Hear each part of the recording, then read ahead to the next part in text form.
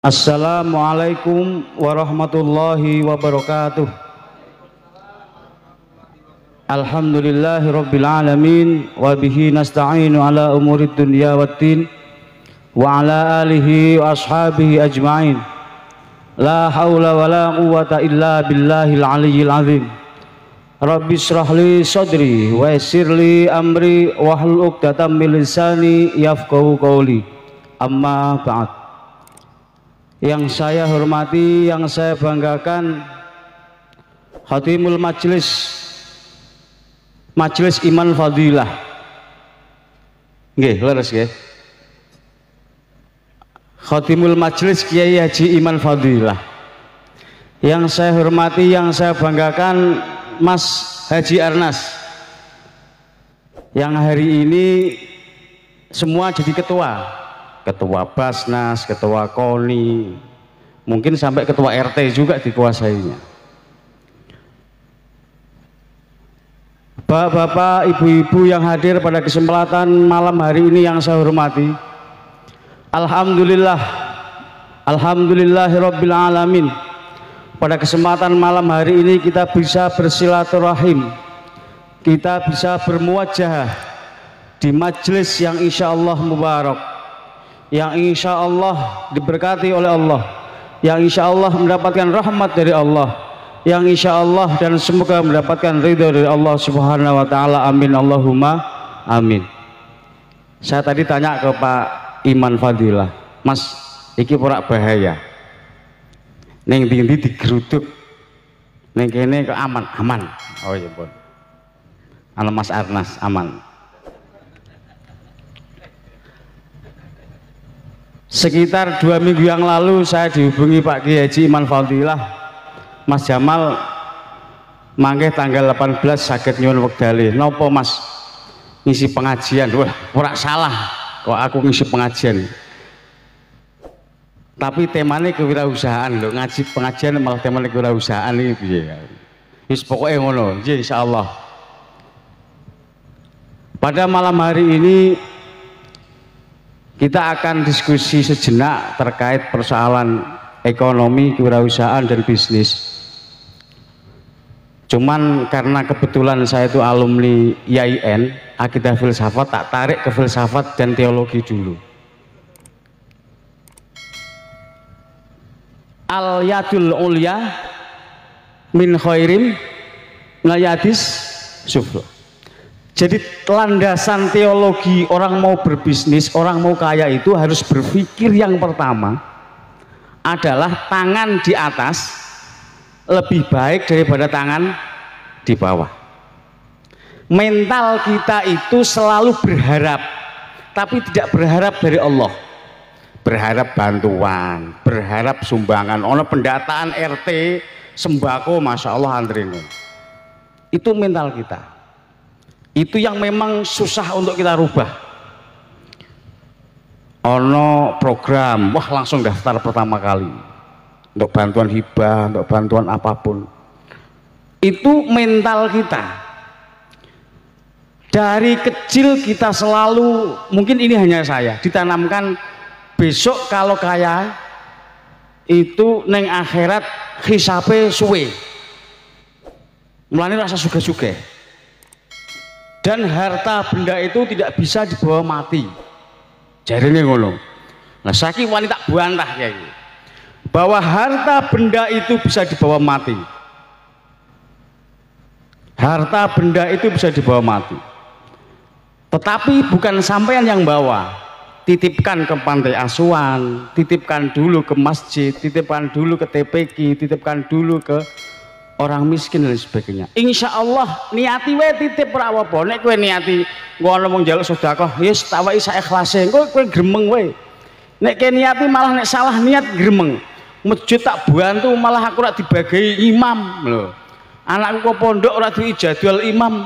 Wis kadung tak bantu beduk, tak bantu masjid semen sak truk dan sebagainya. Tapi nek awake dhewe niat itu kita titipkan yang nanti di akhirat kita ambil lagi, maka kita tidak akan ngungkit-ngungkit dan tidak akan bicara persoalan ikhlas dan tidak ikhlas. Itu yang pertama. Landasan yang kedua adalah khairun nasi anfa'uhum linnas. bahwa sebaik-baiknya manusia adalah yang bermanfaat untuk orang lain. Ini teologi humanistik, akidah kemanusiaan. Kalau misalnya ini ada dua tafsir khairun nasi anfa'uhum linnas. Tafsir bagi pemberi dalam kacamata Allah, saya misalnya ngasih Mas Iman Fadilah 50.000, sama Mas Arnas ngasih Mas Iman Fadilah 50 juta, ikut dalam kacamata Allah mungkin saja sama, karena kekayaan saya dan Mas Arnas beda jauh gitu. Tetapi dalam kacamata Mas Iman Fadilah tetap beda, 50.000 kalau 50 juta gitu. Makanya kita harus kaya agar bisa memberikan orang lebih banyak. Jadi khairun nasi anfa'uhum linnas itu bagaimana kita mampu memberikan manusia sekeliling kita, memberikan kemanfaatan bagi sekeliling kita yang terbaik dan yang terbanyak. Karena kalau kita ketua RT berarti kemanfaatan kita setingkat RT. Kalau Mas Arnas besok nyalon wali kota Semarang berarti kemanfaatnya kota Semarang, kan begitu ya kan? Jadi asas kemanfaatan itu sesuai dengan kemampuan dan kekuasaan yang kita pegang. Mas Arnas ketua KONI, manfaat sak KONI kota Semarang. Basnas ketua Basnas berarti manfaat sebasnas kota Semarang. Kalau saya apa? Seksi rohani RT, lah saya RT. Takmir musola ya sak musola itu bagaimana saya bermanfaat untuk tingkat musola saya. Tapi elek-elek ini aku di pesantren loro, tapi di Jeporo kabeh. Elek-elek ini di pesantren loro aku. Bapak Ibu yang saya hormati, itu landasan bagaimana kita harus jadi orang yang kaya. Bahwa orang miskin jelek tidak. Kenapa harus kaya? Kaya itu menghindari tomak, menghindari berharap. Tomak itu nek aku mbek cilik diwarai bapakku, nek bapakku mau ngenduri. Ngerti ngenduri nggih? Selamatan. Ngeslametan iki aku tak rewangi ora mangan. Berharap untuk berkat tak pangan. Ternyata bapak ora entuk. Mal nek aku mau ngenduri jangan berharap berkatnya. Itu namanya tomak. Yo nek entuk, nek ora gitu. Itu tamak. Orang yang berpikir tamak itu orang yang tidak punya. Selalu berharap engko aku entuk, engko aku diweki. Tapi berharaplah dari Allah Subhanahu wa taala. Yang maha kaya, yang maha ghaniyun, yang maha rahman, yang maha rahim, hanya Allah Subhanahu wa taala. Ini perjalanan saya. Bapak Ibu yang saya hormati, dari sini kita harus mulai berpikir bahwa berusaha berbisnis itu penting. Saya cerita sedikit mengenai data saya 2019 bahwa mahasiswa, karena ini rata-rata mahasiswa sekota Semarang itu setiap tahun lulus 70.000 yang lulus.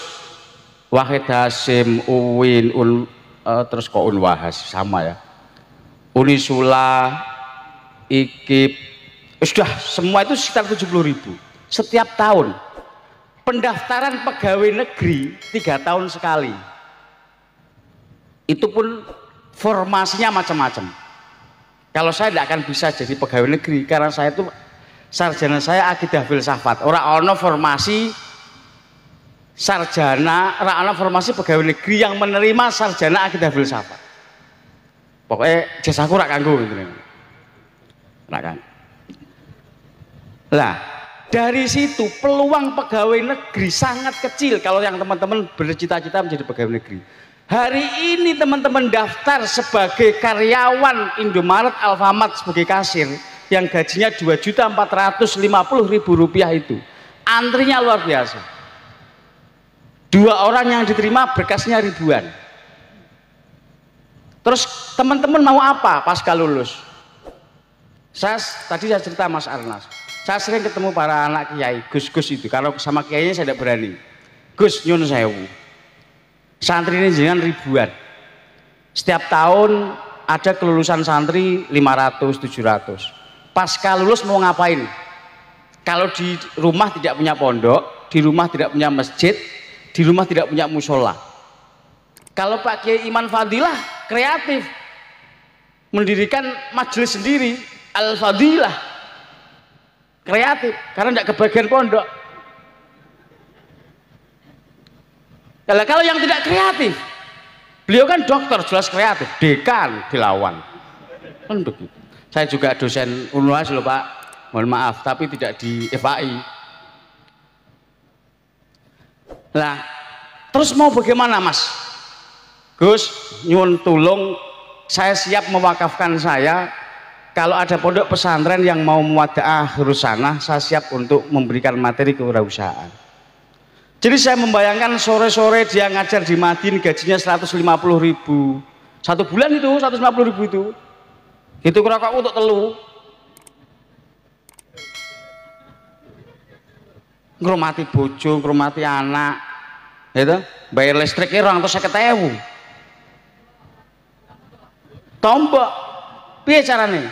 Dibekali ilmu kewirausahaan, malam-malam sing njotok pinter desain, malam-malam buka laptop, sore-sore ngajarin Madin, bengi buka laptop, apakah mau desain apa dropship onlinean atau apa. Itu saya punya teman onlinean dropship itu satu bulan berhasil bersih 20 juta bersih dropship. Kemarin puasa obral celana pendek itu tidak ekspor, ini celana pendek itu satu bulan saya tanya berapa hasilnya, 20 juta Pak.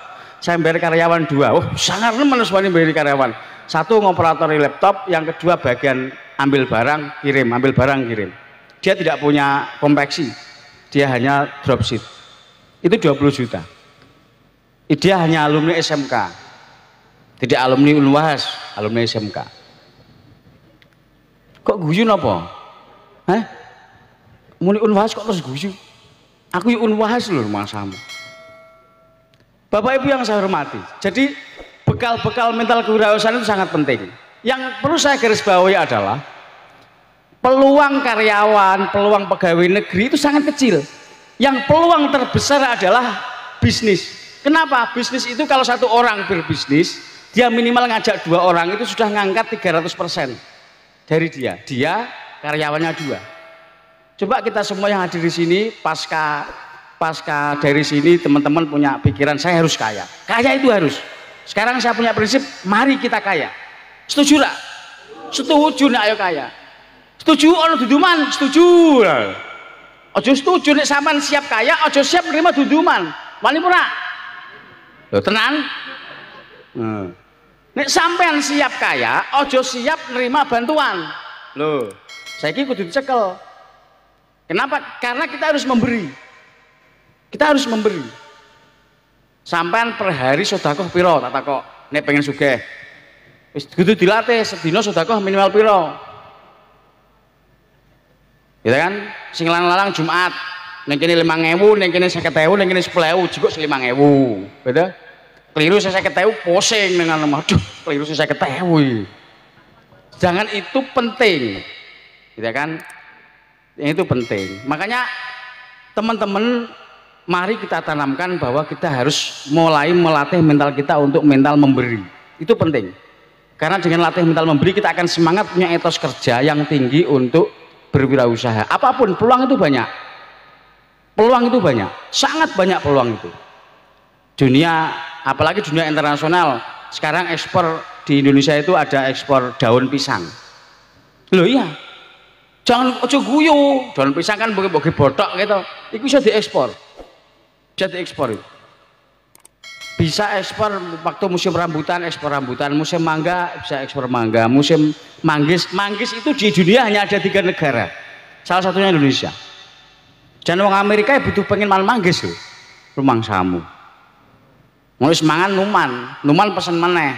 Gitu. Kirimnya juga sak kontainer. Nah, engko niku ana carane, engko ilmune sok, aja saiki entek engko. Jadi bapak-bapak sekalian, bapak ibu sekalian saya hormati, adik-adik yang saya banggakan. Di dalam dunia bisnis tidak ada lagi bicara akidah ataupun agama. Ini yang perlu sampean garis bawahi. Jadi kita misalnya ngomong bisnis syariah, bisnis muslim, itu menurut saya tidak ada. Tidak ada. Karena bisnis itu adalah satu kunci kepuasan pelanggan. Di dalam kepuasan pelanggan ada nilai-nilai agama. Lah itu baru ketemu. Kejujuran, itu jelas kejujuran. Konsistensi, kejujuran, konsistensi, terbuka. Nek cara agama zaman Nabi Muhammad SAW ojo ngurangi timbangan. Nah, kejujuran. Sampai belanja di Indomaret berapa kali tak takok? Berapa kali? Iku gune sapa? Agamane apa? NU apa Muhammadiyah? Kristen apa Protestan? Ndak ada yang mempermasalahkan kan. Kowe anggere ana Indomaret mampir, ana Alfamart mampir. Tidak pernah memperdebatkan persoalan agama. Karena apa? Bisnis itu yang diutamakan adalah kepuasan pelanggan. Di dalam kepuasan pelanggan ada nilai-nilai agama, kejujuran, konsistensi, keterbukaan, tepat janji dan sebagainya. Makanya lah pasca itu dalam prosesnya itu sing agamane Islam baru berpikir bahwa kita harus zakat, kita harus sedekah, kita harus bayar karyawan, bayar tukang sebelum kering keringatnya. Itu kan Kanjeng Nabi yang marahi. Tapi langsung ngaku aku berarti zaman sahabat. Ini langsung aku sama gumun berarti umurku perang 1000 tahun. Jari ini kiai-kiai. Jari ini kiai Iman Fadilah, kiai soponeh. Sanate kan ngono terus. Jadi adik-adikku sekalian, ibu-ibu, bapak-bapak yang saya hormati, ini pentingnya bahwa kita harus mulai melatih diri bahwa jangan berpikir lagi persoalan kalau bisnis ya bisnis. Habis itu kita kemas kemudian sedekah kita perkuat. Sering menjadi hambatan bagi teman-teman yang mau mulai bisnis adalah pertanyaan adalah persoalan modal. Saya berani berdebat sampai subuh, saya di modal itu iso bisnis. Saya berani berdebat karena saya juga awalnya tidak punya apa-apa. Sampai sekarang saya wis bosen, kaya bosen urip. Pengen tuku apa iso loh. Iya, saya 2 bulan 3 bulan yang lalu saya bilang sama pangeran, saya punya kelebihan bisa komunikasi sama Tuhan saya. Ya kan bisa, cuma Tuhan kan pasti mendengarkan kan. Lah iyalah, sampean juga bisa, cuman mau apa tidak. Ya Allah, saya hari ini merasa umur saya kok sudah 40 tahun. Kalau jatahnya Kanjeng Nabi itu swidak, nek aku jatah swidak berarti karek 20. Nek kaya padha Kanjeng Nabi. Nek sak ngisore Kanjeng Nabi 50 karek 10. Nek sak ngisore neh karek 5 tahun. Sak ngisore neh karek setahun. Sak ngisore neh karek seminggu. Sak ngisore neh sesok mati. Jadi kita tidak tahu kapan umur kita. Terus apa mal? Misalnya jatah saya 60 Gusti. Berarti 20 tahun lagi saya akan hidup dan 20 tahun lagi itu waktu yang sangat pendek. Seakan-akan saya 20 tahun yang lalu hidupnya. Itu sangat pendek. Saya berpikir bagaimana ada 2 pikiran jawaban selama 2 bulan baru ketemu 2 jawaban. Yang pertama, mal, kowe tak titipi anak. Sekolah ke anakmu, didik anakmu yang baik. Yang kedua, di sisa umurmu berikan kemanfaatan buat sesama. Sampai kowe tak undang, tak utus malaikat Israel nyabut kowe. Siap Gusti. Jadi teman-teman yang masih muda, mari kita berkreatif. Kalau saya ngajar di FE Unwas itu mata kuliah saya kreativitas, inovasi dan kreativitas bisnis. Itu penting. Ada mahasiswa saya? Ada? Tidak ada kan? Tidak ada, mesti ini FAI semua, mahasiswa Pak Iman. Mesti mahasiswa saya tidak boleh ke sini. Ada? Tidak ada. Kalau ada pasti tadi pagi sudah nyeting saya. Saya dengan mahasiswa saya itu setiap hari WA biasa. Dia tak suruh harus mulai merintis bisnis. Banyak bisnis apa, tak bilangin apa begitu dengan mahasiswa saya.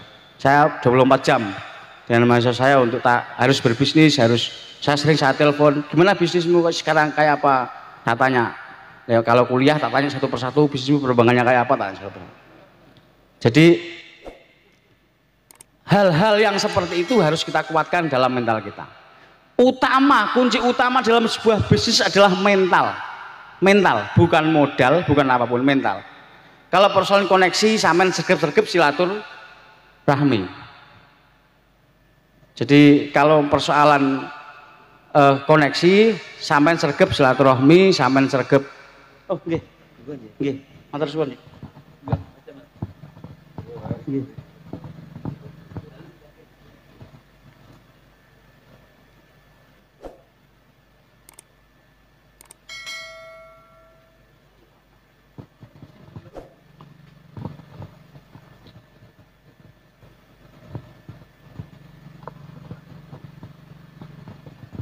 Oke, saya lanjutkan sampai jam berapa?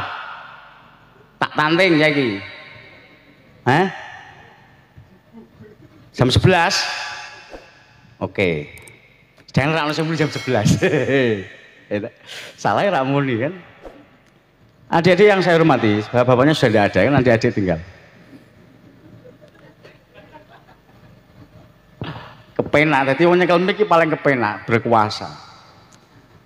Pada malam hari ini sering saya sampaikan, saya kampanyekan di mana-manapun, di mana saya akan siap berkampanye dimanapun dan harus kita jadi orang yang kaya. Caranya kita harus mandiri. Kalau kita itu siap kaya, maka kita berharap dan berpikir untuk menerima sesuatu dari orang lain itu terbatas. Persoalan modal, kalau sampean apalagi teman-teman Unwahas, rata-rata orang NU gitu ya, punya zikir kayak sholawat, sergep sholat duha. Tapi sholat duha terus sholat subuh dari siji gitu ya. Enggak, ya beda. Sergep sholat duha, terus kemudian ya tambah-tambahlah bar sholat. Nek sampean sholatnya di rumah, di dekat rumah buat kotak kecil, habis sholat naruh 1.000, 2.000 secara konsisten. Engko setengah tahun dibongkar, aja dipangan, bongkar wis niati sedekah kok, bongkar terus dijajan, bongkar dikasihkan orang fakir miskin dan sebagainya begitu. Itu penting untuk menjaga konsistensi kita. Nah, nek sholat duha juga aja mbok niati ben sukses, wis pokoke sholat duha ngono wae. Engko akhiratmu kamu gadekan untuk kepentingan dunia, karena sholat itu kepentingan akhirat. Kan sering kan duhao, moco yasino, moco al-waqi'ah, moco tabarok, ben sukses urepmu, ben rezekimu lancar. Wis pokoknya bismillahirrahmanirrahim, ngaji gitu aja, jaluk ridhonya Gusti Allah. Enggak otomatis itu, otomatis semuanya. Jadi akhirat entuk, dunianya juga dapat. Kalau sampai bismillahirrahmanirrahim sholat duha, ben utangku cepet lunas. Bismillahirrahmanirrahim maca wal al-waqi'ah, ben saesuk untuk tambahan rezeki, saesuk untuk tambahan rezeki 10.000. Sampeyan kita ngaji al-waqi'ah untuk 10.000 tok. Rugi. Dan al-waqi'ah nilainya Masya Allah. Kan begitu. Ini banyu apa Mas? Ginjalnya kembang. Ngerti tak sembur mau bu kan. Ben coronane nimbal-nimbal. Ya iki ana jek akeh. Di Indonesia ya.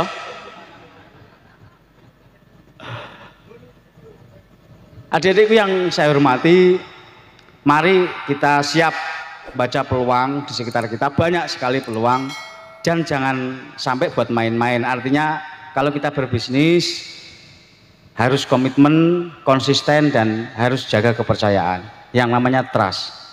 Persoalan modal sampean akan bisa berjalan sampai perjalanan waktu dengan kepercayaan dibangun. Sampean pinjam ke orang untuk modal itu bisa, harus dilatih.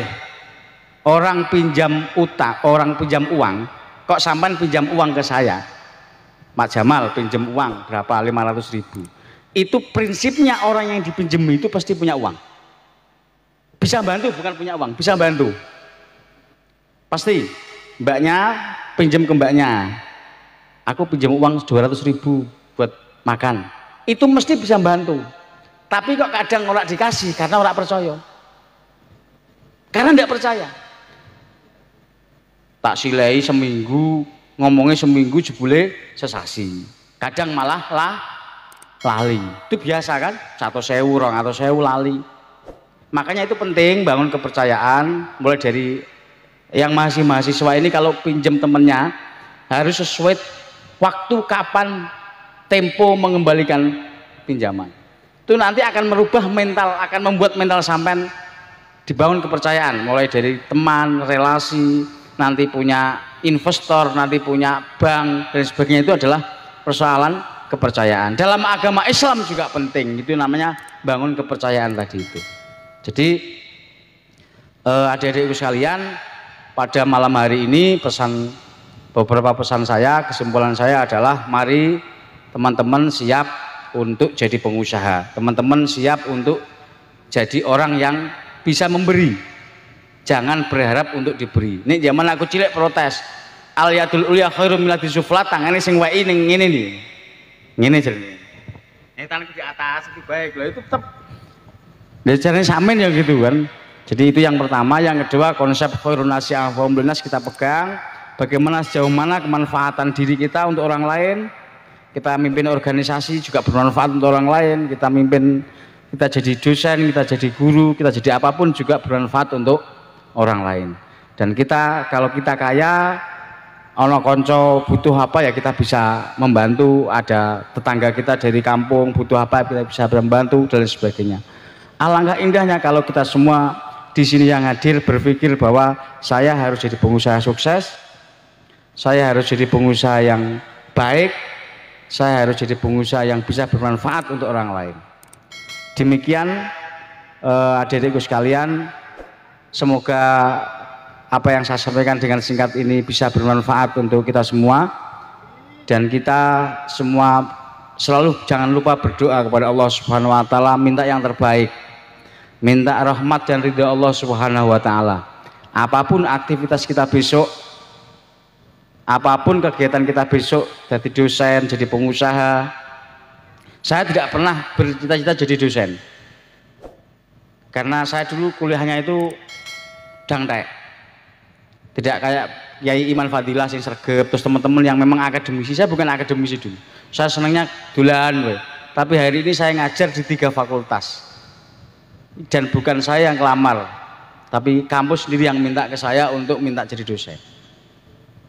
Saya ketua yayasan Hasan Kafrawi yang punya siswa dan santri 2000. Saya tidak pernah minta itu. Saya punya pondok pesantren 2 di Jepara, dan saya tidak pernah minta itu. Saya yang satu saya yang mendirikan, yang satu sudah lama, sejak sebelum saya lahir sudah ada.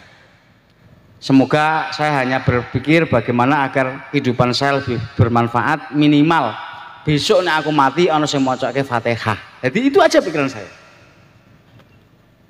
Besok nek mati ana sing gotong kerandane. Karena saya bukan kiai, saya bukan tokoh yang baik. Saya hanya orang biasa saja, maka saya berusaha untuk memberikan kemanfaatan bagi yang lain.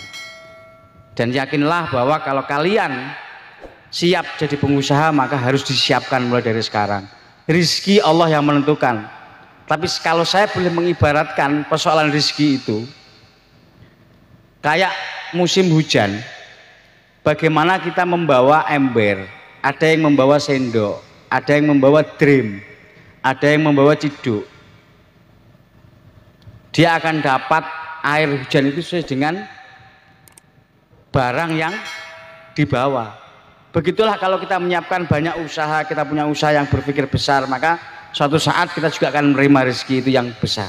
Meskipun Allah itu maha memberi rezeki bagi siapapun yang dikehendaki, tapi dunia ini bukan zaman nubuwah, dunia ini zaman rasional. Allah akan memberikan rezeki sebagaimana apa yang hambanya kerjakan, meskipun itu kadang ya juga tidak sesuai. Ada yang maksimal tapi untuk ECD, ono sing angger turu tangi-tangi untuk rezeki ya ono. Tapi nek sampean tunggu sing turu-turu tangi-tangi untuk akeh mau ya 1000 siji go mesti ono. Gitu loh. Jadi kita ambil jalur yang normal. Karena kita orang normal, kecuali sampean orang normal. Wong edan, orang janda, gitu, mahjub dan sebagainya itu monggo, tapi kita kan orang normal saja. Orang normal sing mangan sedina ping 3, kadang ping 7 mahasiswa. Kadang yang pisan, pas rawono, kadang ya blas. Jadi ya biasa. Demikian, semoga ilmu kita bermanfaat, semoga kita mendapatkan yang terbaik, dan semoga kita bisa diberikan oleh Allah Subhanahu wa taala jalan yang baik. Ihdinas siratal mustaqim. Semoga kita selalu mendapatkan rahmat dari Allah Subhanahu wa taala. Amin Allahumma amin. Al-Fatihah. A'udzubillahi minasyaitonirrajim. Bismillahirrahmanirrahim. Alhamdulillahirabbil alamin. Ar-Rahmanir Rahim, Maliki Yaumiddin, Iyyaka na'budu wa iyyaka nasta'in, ihdinas siratal mustaqim. siratal ladzina an'amta 'alaihim ghairil maghdubi 'alaihim waladdallin. Demikian, saya mohon maaf yang sebesar-besarnya atas kesalahan, atas ucapan saya yang kurang pas, atas apapun yang kurang berkenan di hati adik-adik dan bapak-bapak sekalian. Ihdinas siratal mustaqim, wallahul muwaffiq ila aqwamit thoriq. Assalamualaikum warahmatullahi wabarakatuh.